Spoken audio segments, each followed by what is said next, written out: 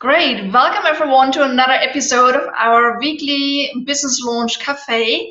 And today it's my absolute honor and pleasure to have you here with us, Judymay Murphy. It's really fantastic to have you. I know that you are an international success coach, and success is all what we need and want, right, all the time.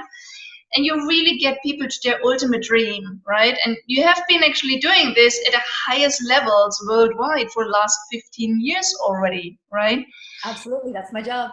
Yeah, that's what you love. That's your job. That's your mission. That's your life, right? And you're pretty well known as well as the coach to many of the other top speakers and authors. And you created also the Super Coach training course, from which have emerged really hundreds of successful coaches and speakers around the globe, right?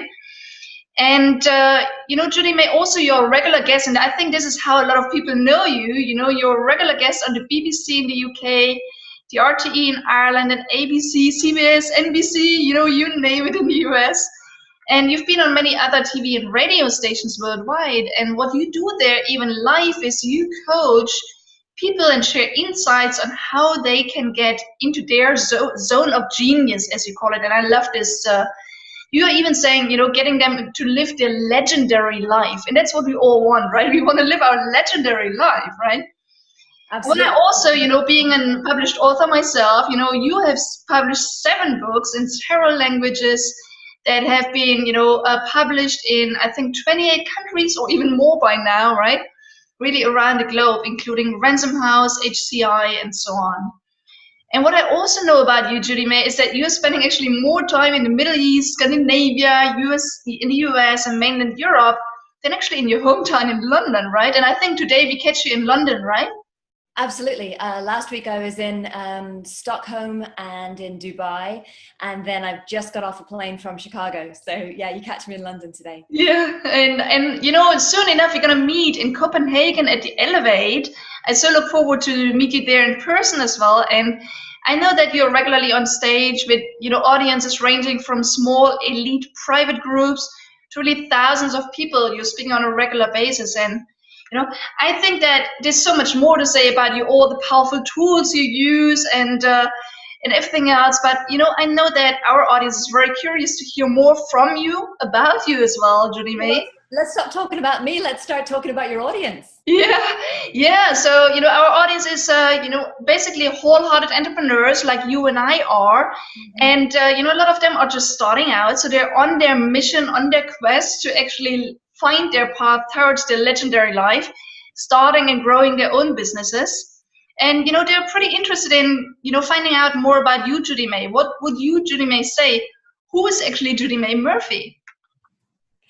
I'm someone who makes your dream come true. That's why I'm on the planet, because my belief is that our most underused resource, our biggest sort of waste on the planet, isn't that we are throwing away the amount of food that we are. It's not even the oil leaks. It's not sort of money being mismanaged, although those are huge global problems.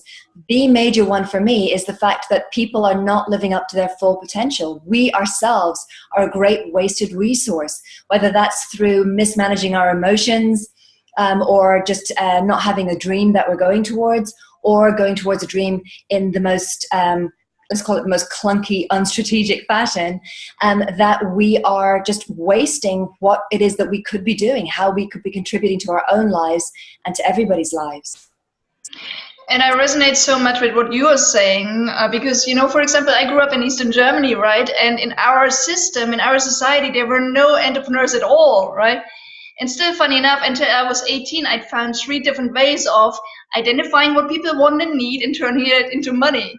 Never considered myself being an entrepreneur, and just climbed this corporate ladder for many years, and I wasn't in line with what I really wanted and needed, and I didn't even know. I just wonder, Judy May, how did you start out? I mean, I'm sure that you haven't been the wise and experienced coach that you are today all the time, right?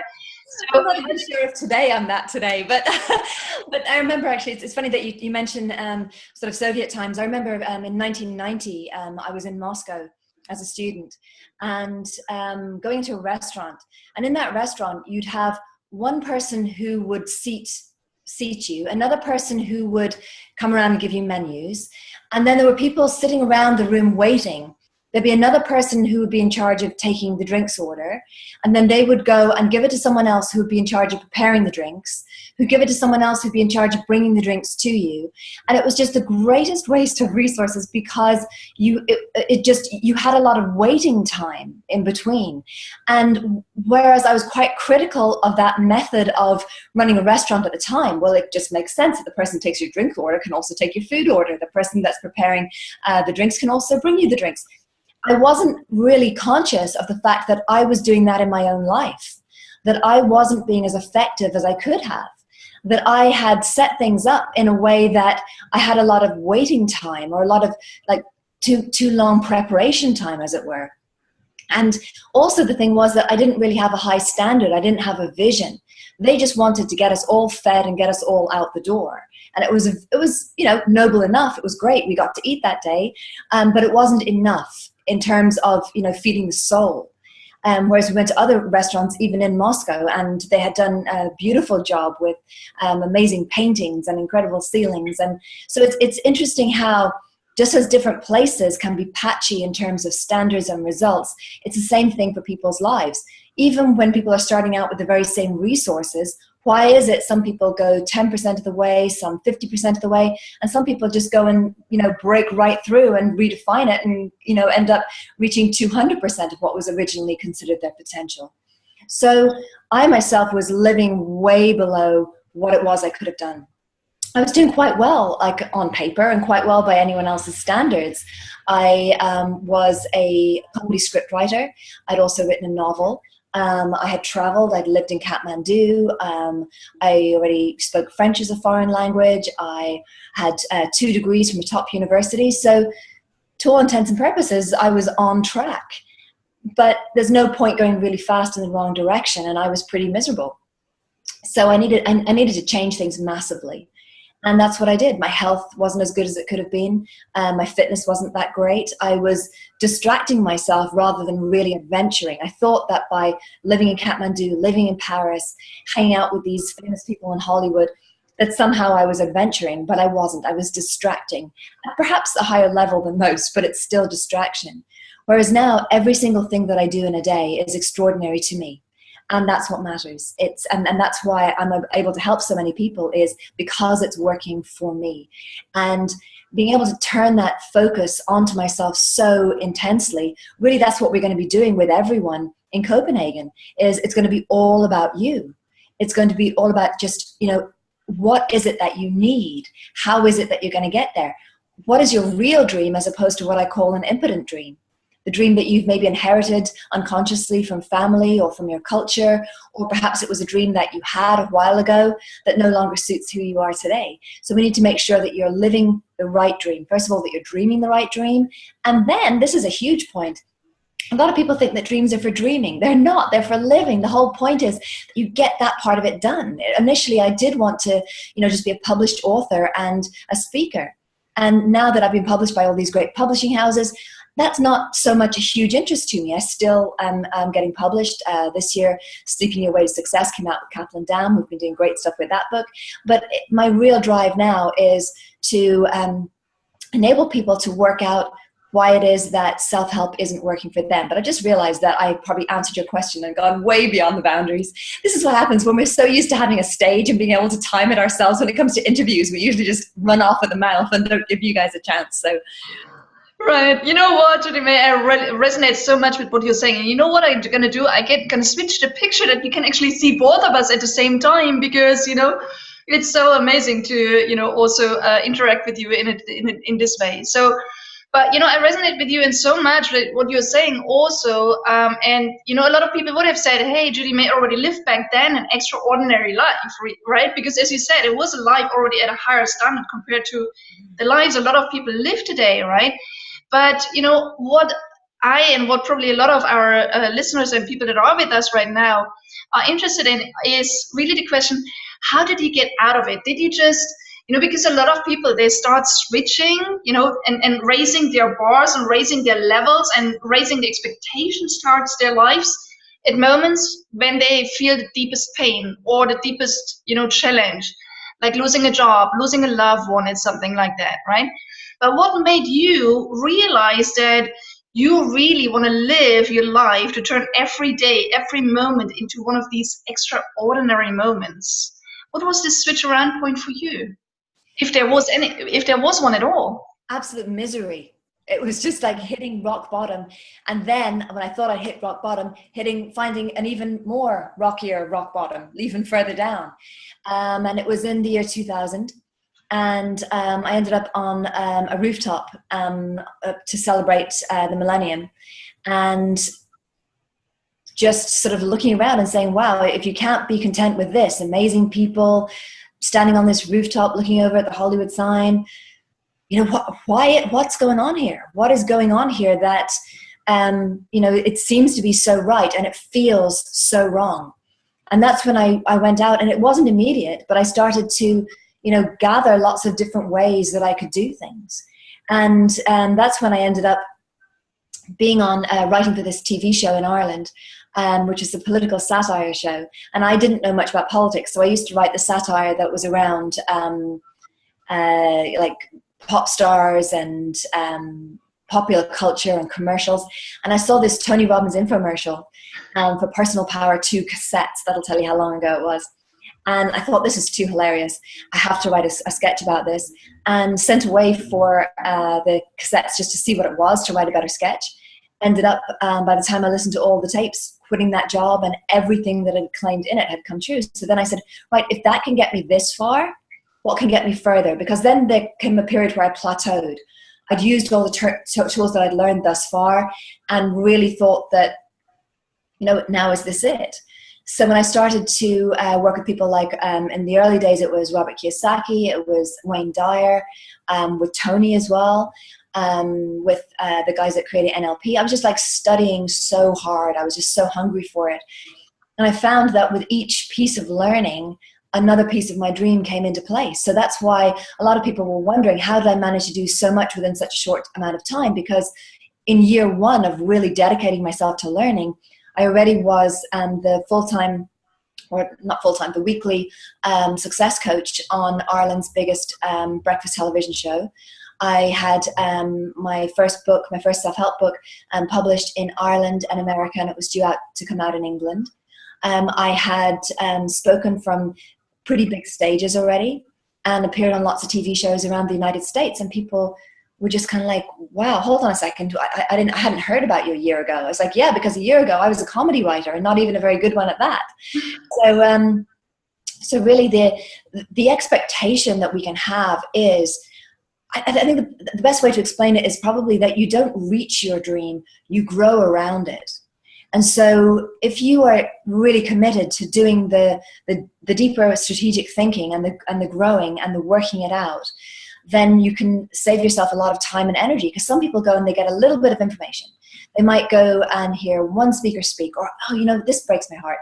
I see this where you have a lot of speakers over a weekend, and they'll come and they'll hear one or two or three speakers, and then they're kind of like, okay, I'm getting hungry now, or I'd rather be at home, or, you know, this speaker here isn't really appealing to me in the same way.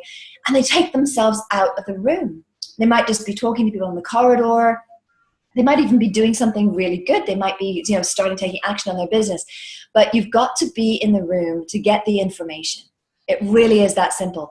And that was why I was able to build my kingdom, if you like, my wealth, my health, my entire life so quickly, was because I always got myself into the room. There are some people who, you know, they sort of say, oh, I'd really like to go, but it's my grandmother's birthday. Explain to your grandmother. Your grandmother does not want you to sacrifice your ultimate life for the sake of one of her birthdays, right? Or they'll say something like, oh yeah, do you know what though? My teenage daughter, she's just had her bar mitzvah, and or something. And it's like, yes, that is important, but there is nothing as important as you living your best life, because that is the gift that you give to your entire family and your community as well as to yourself. So it's A, get in the room, and B, stay in the room. Again, people, they come along for the first day or the first 2 days, and then there's another day. And on the third day, it takes a little bit of effort. You're a little bit more tired getting up in the morning. The novelty factor might have worn off. You might have spent the day before sitting beside someone who you didn't didn't really appeal to you. There might be a lot of reasons why you won't be as excited on day one, but this is the key to success. It's being as excited on day 3 and as committed on day 3 or day 300 as you are on day 1. And you know, when you do that, that's what guarantees success. That is the difference between the people who talk a good talk and the people who really play the game at the highest level. Again, I recognize, you know, in what you're saying, so many people around me, and I recognize myself where I was at some point, right, being in a corporate job for many years and, you know, living in a golden cage, right? And I hear that again and again. But Judymay, what would you say? Why are so many people not actually getting to that point to really move their butts, to be very blunt here, right? And really wanting to step into this legendary life, as you call it. Why are so many people not actually going for it? Well, there are a few factors. A lot of people say that the reason that they don't go and get their dream is because of fear. But that doesn't really resonate then, because it's like, well, when it goes to having an idea or making a phone call, you're not sitting there in terror going, oh no, the phone, right? So that's not really a helpful way, I find, of conceptualizing what it is that's going on with you. Really, it's about 3 different factors. It's about approach avoidance. It's about, you know, you're not going for it. You're not moving towards your goal consistently with great passion. So why is that? The first reason that we don't do that is because something is fantasy to us. It means that our brain doesn't really believe that it can be done or that we can do it. So you might say to yourself, okay, I'm going to earn £1 million this year, but perhaps you only earned 100,000 last year. And so your brain just kind of says, no, I'm the kind of person that earns 100,000. Or maybe no one in your family ever earned above minimum wage. It could be that. So your brain will keep you safe. It will only have you do the things that it knows that you can do already. So what you have to do then is, you know, sit down and have a good conversation with your brain and say, I get that you're trying to protect me because you don't yet have the references. And you can create the references through hearing stories like the ones we're going to be telling you on stage, through looking at myself like people like myself and Darren and Eric and Marianne and seeing that we're real, we're human, we're just like you. And that, you know, your brain then believes it, like if we can do it, you can do it. And also in a room like that, you will have some highly successful people. A lot of my clients who bring in, you know, tens of millions every single year, they're going to be there. And those people, you also have the opportunity to interact with them and meet with them because they know that they have to keep learning and keep doing what they need to do. So the next point is that the other reason that we don't do something is because it's fuzzy to us. We don't have clarity around exactly what it is that the job is. So when we start to do that, when we start to work out exactly what does it look like, what is the picture that we're stepping into, what is the future that we're stepping into, then our brain can relax and kind of go, okay, now I know what I'm doing. In the same way as we don't like to kind of step off into a fog because we might, you know, hurt ourselves or fall off a cliff, in the same way we don't like to step into a day that's fuzzy. And the other reason then is because something's just, it's frightening. It's kind of too big and looming. And so what we do then, after we know that we can do it, we get clarity about what the it is, the next thing is that we've got to kind of chunk it down because it's like, I know what this is and it's huge and it's enormous and it's too much. Okay, what are we doing this week? What are we doing today? What are we doing in this hour? And then just putting all those little clumps together and saying, okay, this pertains to this, that can be done there, that can be done there, this can be delegated, or whatever. The fourth part of it then is just a little bit more complex because that's the part of it that, as opposed to this is too big, it's the part that says I'm too little. It's the part that says there's something flawed about me. There's something not quite right about me. I was never good at this, or just a kind of a vague feeling of shame or sort of a disappointment in yourself. And, you know, that you might not want to physically appear in front of people, or you might not want to speak, or you might not want to show your ideas, or whatever it is, because of just this vague idea that somehow you're not okay, you're not enough. And all those different elements are exactly what I'm going to be unpicking with people on the stage. We're going to be getting absolute rock solid clarity around each of those areas so that you can move forward, because those are the only 4 things that are stopping you. Right, and I love it. And you gave so many powerful, concrete hints as well of what people can do to actually step out of this, right? And, you know, I was taking also a peek at your website, and, you know, on your website, you have one page that's talking about the 5 biggest mistakes people make and actually trying to upgrade their life to the massively, to the next massive higher level, right? So what are these or some of these mistakes that people make? Well, if you can feed them to me, and then I can talk you through them, because I'm not sure which order we did. Right. So basically, the first one is you're also saying that a lot of people try to do it on their own, right? That's one of them, right? So the reason people try and do it on their own is because they trust themselves, they trust their thinking. And particularly if you've been to the kind of self-help weekend where people just get up on stage and sell stuff, you don't trust that. You're just like, no, you're using me. You're not helping me here. So a lot of times people have started to mistrust, the genuine people, the people who do have the information, the people that can bring you forward. And other people, they want to listen to people whom they know. The thing is that your friends and family, they have very similar information to you. So you can sit there and have an incredible conversation with your friend. And you and your friend can both agree that this is the way that you are going to, say, get your movie produced, or this is the way that you're going to make money, or this is the way that you're going to get in shape.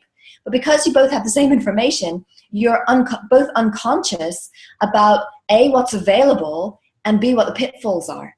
So what you need to do is you need to get around people who are not like you, people who have actually lived through it and have better, more information, so that you don't have to reinvent the wheel. You don't have to make all those mistakes from scratch.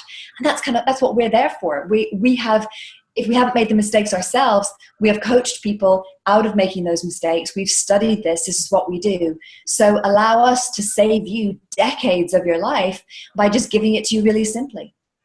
Yeah, again, I resonate with you so much because, what you do is you lead people towards their legendary life, right? I help people to start and take their ideas and turn them into, tangible, growing, thriving businesses. And it takes a coach, it takes a mentor, it takes someone to guide them along the way, right?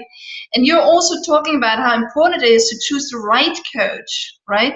Can you say something more about that? How can people find the right one? Well, the thing is that, like anything, you get what you pay for. And I don't mean that just in terms of finances. There are so many coaches out there. The market is super saturated. There are people who, they go and they study for 6 weeks and they do it with the best of intentions. And then they set themselves up as a coach. And I've known some of these kind of coaching academies where half the time has been spent on how to brand yourself and sell yourself, and very little time on actually learning how to become a coach and becoming really good. A lot of people, they just learn one method of coaching. There are just so many dozens of models of psychology and coaching and practical ways of doing things that you need to know in order to become a really good coach. Then also find someone who's been doing it for a very long time and has a proven track record, because you don't want to be someone's guinea pig. You don't want to be the experiment. You want to be the person who is being coached by the person who is already an expert, so they can just get you there really, really fast. I remember in my first couple of years of coaching, I thought I was pretty good. And now looking back, I'm just like, oh my goodness, could you have done it more simplistically? Could you, I just didn't know. I just didn't know. So find someone who actually has been doing it long enough and at a high enough level that they're able to get you there quickly, because, it's worth paying the extra money for that, because you're actually going to get there. And then what you can do is, once you know where you're going, you have your strategy in place, then you can maybe get training with someone who, might be working as a coach for somebody else, or, because I always say to people, if you're going in fresh and you're getting coaching for the first time, you don't want to be getting coached by someone who themselves is at the level in life where they're getting paid $50 an hour. No, you want to be getting paid by someone who knows what they're doing, has created their wealth, and is living it. Sometimes I've heard of coaches who, might be really good in one area. So they're really, really good in finances, and they're coaching the client around health, but they themselves are just not in good nick,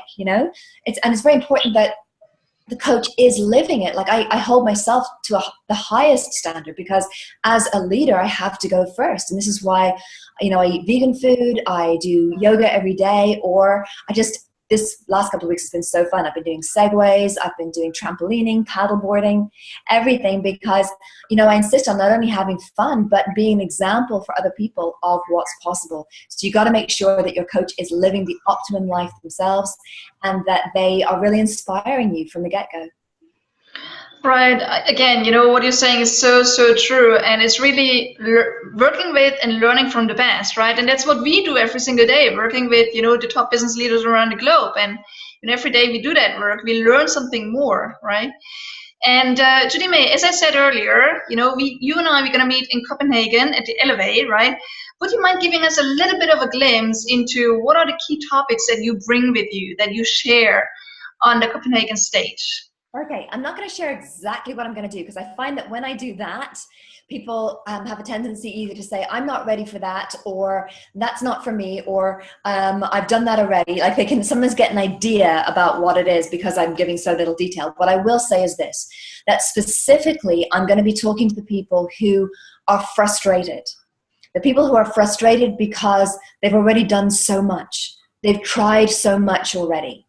So, if you find that you've been studying a lot of self-help and you've plateaued, or that one area has been working out very well and this other area has been absolutely disastrous for you, or that you have been doing very, very well but you're miserable, or you're very happy but you just haven't been doing well, like if there's some kind of frustration, everything that I'm going to be teaching is very specifically going to be unlocking that frustration, so that you're able to start to use the stuff you already know in a good way. Because that is the most difficult thing, is when you're like, oh, I know so much stuff. How come it's just not coming together as a plan? How come it's not coming together as a result, as a dream? So we're going to be doing that. A lot of, looking at the different specific personality types and how one set of advice will suit a person in one phase and another in another phase. Because sometimes people are taking medicine that belongs to somebody else and wondering why they stay sick. So it's about that. It's about really digging deep and getting specific. People who've heard me speak from the stage before, they know that what they get is a ton of detail. I teach very, very fast. A lot of note taking, a lot of references for, if you want more on this, this is the book for that, this is the video for that, and so you'll come away with a lot, because I really don't hold back. There's another thing in my industry that I don't agree with. That there's a lot that's great about my industry, the speaking industry. What I don't agree with is I don't agree with giving people part of the story and then saying to them, and if you want the rest of the story in order that these first parts work, come along and buy this. No, you're getting everything. I'm just like, when I'm on stage, I'm just going to be talking this fast and giving you stuff at a really, really deep level. Wow, I really look forward to that. I mean, going through a deep dive and at the same time getting all this kind of insights from you live, is going to be amazing. So I hope we're going to have a lot of people that watched us today and watched you today, Judymay, that they're going to join us in Copenhagen on the 13th to 15th of November. I'm definitely going to look forward to really meet you there and to hear all the powerful things that you're going to share with us there. I know not everyone will be able to join us in Copenhagen, and some might want to just connect with you. So where can they find more information about what you do, and how they can tap into their legendary life as well? Actually, what I'm going to do is I'm going to say that I'm not going to give you that information, because you can get to Copenhagen. You can. Anything that you're saying to yourself about it's not possible financially, yes, you can. When I was starting out, I had to come up with $10,000 to get myself to Hawaii to pay for a program. And I did it. And I hadn't even made that much money in a year before. And I did it within 8 weeks. You have time. You can do this. You can work it out. You can get yourself on a plane. You can get yourself in that room. And that's where you need to be. So unless you are getting married or having a baby, right? Those are your only excuses. If anyone's getting married or having a baby, they can talk to Monique and she will give my email address and I will help you, right? Everybody else, you're in Copenhagen, raise the bar, be there, come on, this is what you're about. So this is what I do, is I say to people, no, you don't have to play small. This is what living is really all about. It's about getting on that plane, getting yourself in the room, getting the information, meeting those people. There are extraordinary people who are going to be in that room. The speakers are very available. We're available at mealtimes. We'll be wandering the corridors. You'll get to meet us all. So be there. Be there. Don't have this one of those things that, oh, if only, and oh, I'll do it next year, or what. Just don't do that. That's what living small sounds like. So let's not do that anymore. Let's start to be extraordinary from now.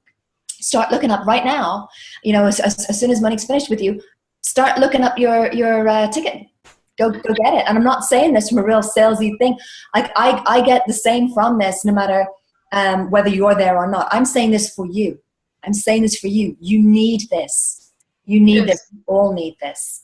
So Everyone does, yeah. So you know what, Judymay, I love it. You're really walking your talk. I love it absolutely, and I think everyone should be and needs to be there in Copenhagen. Even people that get married, because I think Copenhagen and Denmark is probably a great place to get married anyhow, right? no, it's 3 days. Yeah. Let's celebrate together. Okay, great. It's been fantastic to have you. I knew it would be fun. It was even more than fun, Judymay, to have you on. As I said, I look forward to meet you, and I look forward to see a lot of you in Copenhagen. There's no excuse whatsoever. And yeah, so Judymay, we really appreciate that you took the time to be on with us today. Thank you so much. And everyone else, you're going to have another one of our amazing, fabulous, fun, sparkling business launch cafes next week again. But for today, Judymay, thank you so much. Is there anything that you want to say to round off our interview in terms of what is the one thing you recommend people to do next to get one step closer to their legendary life? What I would say is give yourself a break. Like, we can be really, really tough on ourselves, and we can be sort of telling ourselves that this isn't working, that's not working. It is working. All you need is just little forward steps, just daily, just looking at what are the different things that you can do, not just coming to Copenhagen, but everything, every little glass of water that you drink, every idea that you have. It is working. I remember what it was like at the beginning stages. I remember what it was like sometimes when I wasn't at the beginning stages and I'd have a big disappointment. That's okay. That doesn't mean anything. Just keep moving forward. You've got this. You're doing an amazing job. Thank you so much. It really rounds it off beautifully. Thank you so much for being with us today. Everyone have a fantastic week, and see you all in Copenhagen. Okay? Bye-bye. Bye.